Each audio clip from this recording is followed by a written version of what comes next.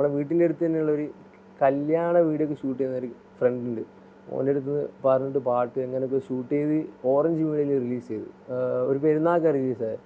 കുറച്ച് കാലം കഴിഞ്ഞാൽ അത് ടിക്ടോക്കിലൊക്കെ ഇങ്ങനെ വൈറലായി വരാൻ വേണ്ടി തുടങ്ങി. ഫസ്റ്റ് പാട്ട് മാത്രം കാണുമ്പോൾ പാടിയത്. അതെ അതെ, ഞാൻ പാടിയതിൽ എനിക്ക് തീരെ ഒരിതില്ലാന്ന് തോന്നിയ പാട്ട് കഷ്ടപ്പെട്ട് പാടിയതാ.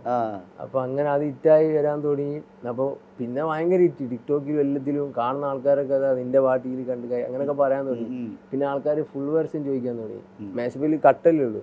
അപ്പൊ അങ്ങനെ നമ്മള് എന്തോ ഇനി സജേട്ടനെ വിളിച്ച് മില്യത്തിലേക്ക് നമ്മൾ ഫസ്റ്റ് വിളിച്ച് പാട്ടിൻ്റെ ഹിറ്റാക്കി നമുക്കിത് ചെയ്യണമെന്നൊക്കെ പറഞ്ഞു. ആ സജേട്ടൻ പറഞ്ഞു ചെയ്തോ പാട്ട്. അപ്പം അങ്ങനെ അതിൻ്റെ ഫുൾ വെർഷൻ ചെയ്തിട്ട് മില്യത്തിൽ റിലീസ് ചെയ്തു. അപ്പം അങ്ങനെ അത് മില്യത്തിന് കൊടുത്ത് അതിൽ റിലീസായി. ഇപ്പം അത് 4 മില്യൺ വ്യൂസിൻ്റെ അടുത്തായി ആ പാട്ട്. മൂക്കടച്ച് പാടുന്ന അപ്പം നല്ലതെന്ന് തോന്നുന്നു എനിക്ക്. അതെ.